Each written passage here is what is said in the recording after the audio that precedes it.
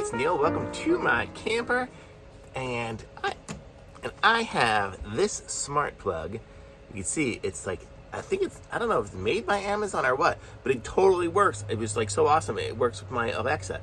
So now Alexa's gonna go, but I already opened it and put it in on there, but I'm gonna show you. But it looks just like that. I mean, it's just a plug that goes in the wall, and it's got a button on the side so you can push it to turn it on and off. And then I think you could probably hold it on to repair it or something like that. But I plugged it in.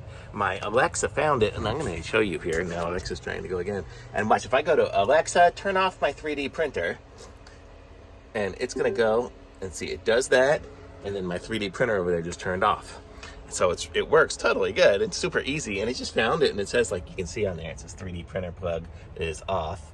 I don't know if you can see it. And I can say, Alexa, turn on my 3D printer, and then it'll turn it back on again. So this little plug is just super cool, super easy, and I totally suggest you get one of these things. I'm gonna put a link to this in my description. I got it free when I got one of my Alexas a long time ago, or my Echoes, or whatever those things are.